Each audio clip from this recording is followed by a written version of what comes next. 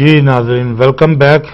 ناظرین بریک پہ جانے سے پہلے آج ہم اپنے پروگرام میں جو موضوع ڈسکس کر رہے ہیں وہ ہے کہ زندگی میں ہنسی مذاق کی کیا ویلیو ہے, ہونی چاہیے یا نہیں ہونی چاہیے.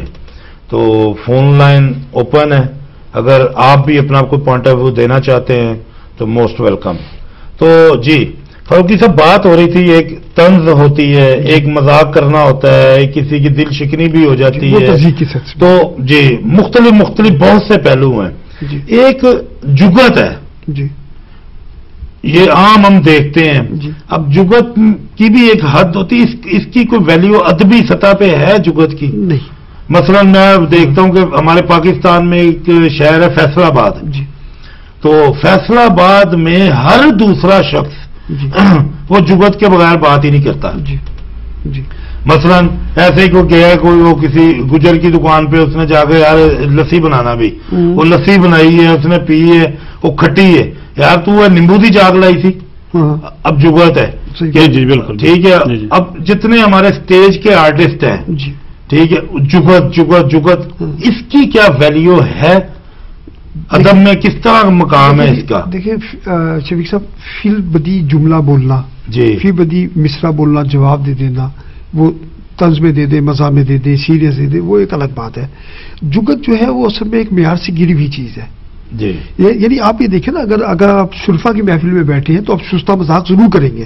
بالکل. بڑے بڑے شعراء کی محفلوں میں جائیں, ادیبوں دانشوروں کی محفلوں میں جائیں, تو سستا مذاق تو ہر جگہ ہوا ہے. لیکن کسی جگہ جو جگت کا معیار ہے نا, وہ ذرا سا بلو سٹینڈرڈ سمجھا جاتا ہے, وہ شرفا میں اس کا ذکر نہیں ہوتا. تو اس لیے ادبی حوالے سے تو جگت کا کوئی مقام نہیں ہے. اس کو اب بازاری سطح پہ, چونکہ اب آج کل کا جو اسٹیج ہے وہ چونکہ الگ سے پورا ٹاپک ہے جس میں بات کرتے ہیں. آپ سمجھتے نہیں کہ اسٹیج نے بھی خاص حد تک لوگوں کا مزاج جو ہے اس کو بگاڑ کے رکھ دیا ہے؟ دیکھیں جی, مزاج اصل میں بگاڑنا فلم یا ایک وقت تھا نا, ہم دیکھتے تھے کہ ادبی کتابیں پڑھتے تھے, شگوفے پڑھتے تھے, چھوٹے چھوٹے بڑے بڑے رائٹروں کے دو لائنوں پہ, یعنی پوری ہسٹری اس میں وہ قلم بند کر دیتے تھے ایک لائن لکھ کے. تو ایک وہ پڑھتے تھے, اس پہ ایک وہ ادب لطیف, ایک مطلب سمجھ آتی تھی اخلاقیات کیا چیز ہے, اور بے ساختہ یعنی ہنسی بھی آتی تھی اس بات پہ بھی. تو آج جب یہ اسٹیج ڈرامے ڈی وی ڈی کی شکل میں, سی ڈی کی شکل میں گھر گھر گھس گئے ہیں, تو کیا سمجھتے ہیں کہ وہ مذاق کا ایک جو معنی ہے وہ تھوڑے سے بدل نہیں گئے؟ 100% اصل میں اس کا معیار نیچے آ گیا, بہت زیادہ. بالکل 100% معیار. دیکھیں میں ایک چھوٹی سی مثال دینا چاہ رہا ہوں. اب شہنشاہ ظرافت دلاور فغار صاحب کی شاعری دیکھیے آپ. مزہ میں تو دلاور فغار صاحب سے یہ کام شروع ہوا, اور ان کا شہنشاہ ظرافت بھی وہ کہلائے. اس کے بعد اب خالد مسعود صاحب میرے بڑے مہربان دوست ہیں, یہاں آتے ہیں, ہم سے ملاقاتیں بھی رہتی ہیں, لیکن یہ ابا کہاں سے لبا تھا, یہ کسی طرح کی کوئی شاعری نہیں ہے. مطلب میرے حساب سے آپ ایک پرٹیکولر ٹائم کے لیے مزہ تخلیق تو کر سکتے ہیں, لیکن یہ کسی طرح مؤثر نہیں ہو سکتا. تو دلاور فغار صاحب کی یا فکر تنسوی صاحب کی یا کنہیا لال کپور صاحب کی, اور ایون اگر آپ نثر میں دیکھیے تو مشتاق احمد یوسفی صاحب میں جنرل شفیق الرحمان صاحب, تو ان کے مزاح میں کہیں آپ کو لچر پر نہیں ملے گا. اور بلکہ خدا غنی کے رحمت کرے ابن انشا کی, ابن انشا کا اگر آپ مزاح دیکھیں تو آپ کو یہ پتہ بہت دیر کے بعد احساس ہوتا ہے کہ ہلکا سا آپ کو ٹیکا لگا گیا ہے. بالکل جیسے چبھن کا احساس ہوتا ہے, وہ بعد میں پتہ چلتا ہے کہ یار میرے ساتھ کیا ہوا ہے, یہ کون سا جملہ میں نے ابھی یوسفی صاحب کا ایک جملہ دیکھیے. یوسفی صاحب نے لکھا, نسینی آپ کو پتا ہے کہ نسینی وہ لکڑی کی اس سیڑھی کو کہتے ہیں جس پہ کھڑا ہوا جاتا ہے. تو انہوں نے لکھا کہ ایک دیوار, بسیدہ سی دیوار کے ساتھ کے سہارے ایک سیڑھی کھڑی ہوئی تھی, یہ پتہ نہیں چل رہا تھا کون کس کے سہارے کھڑا ہے. اب یہ آپ کو بڑی دیر میں پتہ چل رہا ہے کون کس کے سہارے کھڑا ہے. تو یہ معیار ہے.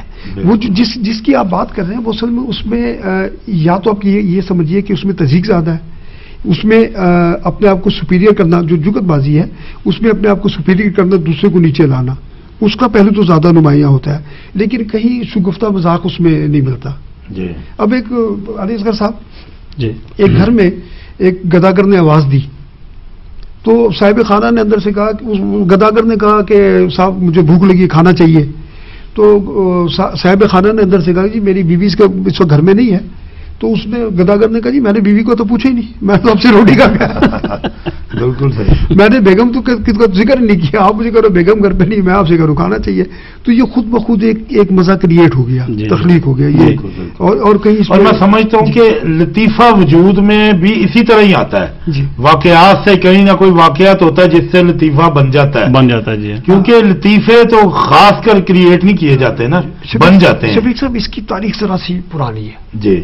देखिए, अगर हम कदीम तारीख में जाते हैं तो हमें पता चलता है कि किस्सा गो का एक कैरेक्टर था बाकायदा माशरे में। दुरुस्त। जैसे बाद में वो पुतलियों वाले लोग आ गए, वो शक्ल चेंज होती गई। जी जी। उसी जमाने से असल में ये मजा का जो रूप था ना, जिसे स्वांग भर देना, और फिर वो बाद में हमारे यहाँ वो जो हाथ पे मार के वो कहने वाले हैं, मैं लफ्ज नहीं इस्तेमाल करना चाह रहा। जी जी जी। तो वो उसी की आगे की शक्ल है, लेकिन इसकी तारीख बहुत पुरानी है। किस्सा गो में ही वो एक जमाने में जाहिर उन्होंने लैला मजनू के और शरीफ रात के किस्से का है, फिर जो वक्त बदला हालात के तराजुर में उन्होंने उसमें भी मजा डाला। जैसे आपने इब्तिदा में स्टेज ड्रामों का जिक्र किया, तो स्टेज ड्रामों में भी तो चूंकि मार्जिन बड़ा था। अब अगर आप पृथ्वीराज के थिएटर को देखिए, रफी पीर साहब के थिएटर को देखिए, ख्वाजा मोइनुद्दीन साहब के थिएटर को देखिए, तो एब्सोल्यूट अलग है। अब इम्तियाज ताज मरहूम, अब ख्वाजा साहब का अगर जिक्र करूं, तालीम बालगा आप जब भी देखें, जब भी उसको कर दें तो वो एवरग्रीन है। एवरग्रीन है। मिर्जा गालिब बंदर रोड पर एवरग्रीन है, और किसी जगह आपको मेयार से गिरी हुई एक बात नहीं मिलेगी उसमें। यही उन राइटर्स का कमाल था, ये उन एक्टर्स का भी कमाल था। अब हमारे मज़ाही अदाकारों में अगर आप देखिए, लहरी साहब, खुदा क्या बात, रंगीला साहब थे, अल्लाह मग़फ़िरत करे, मुनव्वर ज़रीफ साहब के साथ एक फिल्म मैंने भी की थी, और बड़ा वो फ्रेंडली माहौल में मैंने उनके साथ काम किया।